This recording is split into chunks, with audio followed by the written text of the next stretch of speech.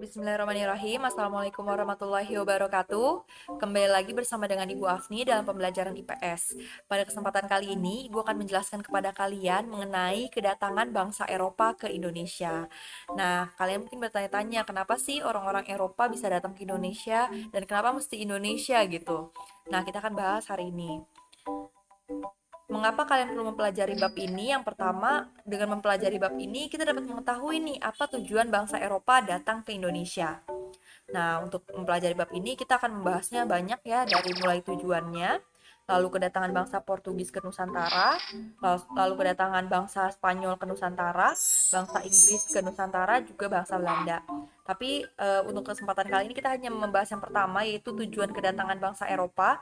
Untuk Portugis, Spanyol, Inggris, dan Belanda yang datang ke Indonesia kita akan bahas di pertemuan berikutnya.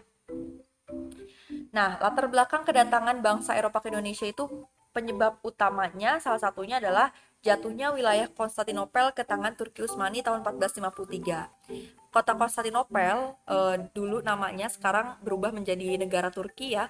Di Turki itu yaitu kota Istanbul sekarang namanya. Dulu namanya Konstantinopel. Konstantinopel itu adalah kota umat-umat Nasrani, di mana mereka menjadi pusat perdagangan antara benua Eropa juga benua Asia.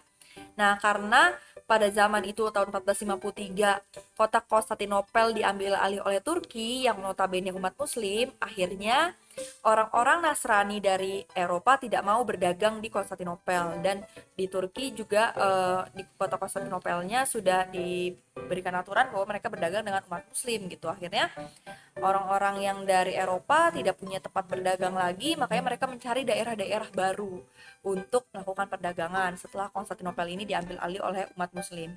Nah, kenapa Konstantinopel diambil alih oleh umat muslim? Itu penyebabnya karena memang ada hadis dari Rasul, yaitu hadis riwayat Ahmad, mengatakan bahwa kota Konstantinopel itu akan jatuh ke tangan Islam. Pemimpin yang menaklukkannya adalah sebaik-baik pemimpin, dan pasukan yang berada di bawah komandonya adalah sebaik-baik pasukan.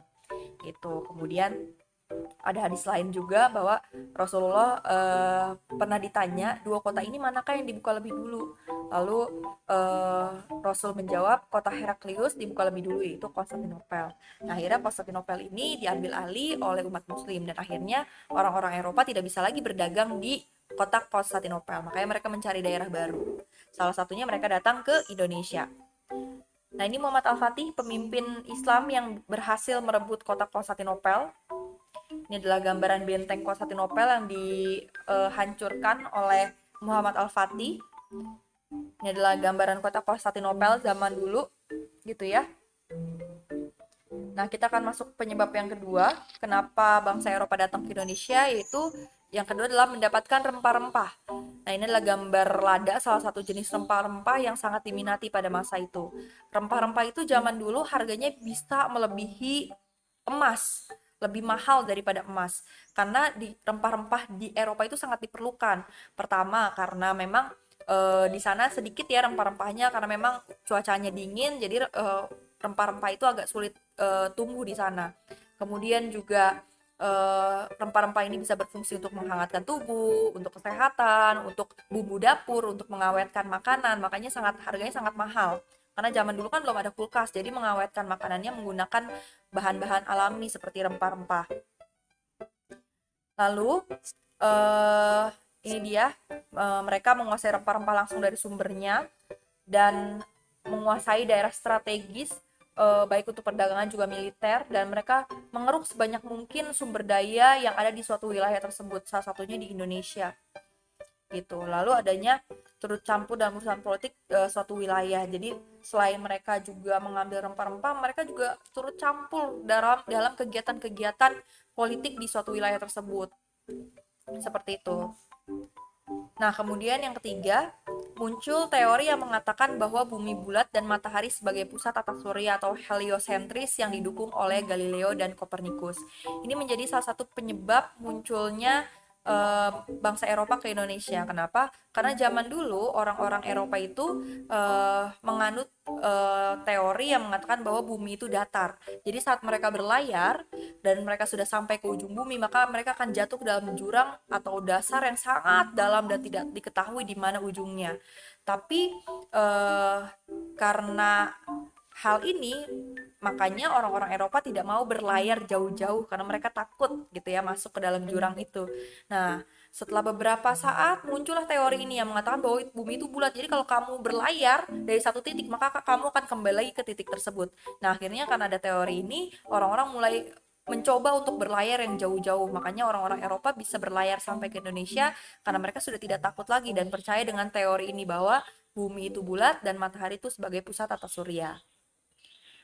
Lalu yang keempat, ini yang paling penting, kenapa bangsa Eropa datang ke Indonesia? Karena ada yang namanya motivasi 3G, yaitu gold, gospel, dan glory. Yaitu gold itu mereka ingin punya motivasi untuk menambah kekayaan gitu ya dengan mengambil rempah-rempah atau potensi sumber daya alam di wilayah yang mereka datangi. Kemudian juga gospel, yaitu menyebarkan agama. Mereka tujuannya selain datang untuk mengambil rempah-rempah, mereka juga ingin menyebarkan agama di berbagai wilayah gitu ya, yaitu agama Nasrani lebih tepatnya. Lalu glory, mencapai kejayaan. Jadi kalau semakin banyak bangsa Eropa yang mengambil wilayah-wilayah di luar sana, mereka akan semakin jaya, istilahnya semakin maju, semakin terkenal, semakin dikenal sebagai negara yang kuat gitu. Makanya mereka berlomba-lomba untuk mencari-cari wilayah-wilayah baru untuk diambil sumber dayanya atau dijajah seperti itu. Nah, itu adalah 4 alasan kenapa bangsa Eropa bisa datang ke Indonesia. Demikianlah penjelasan dari Bu Afni, kurang lebihnya mohon maaf. Wassalamualaikum warahmatullahi wabarakatuh.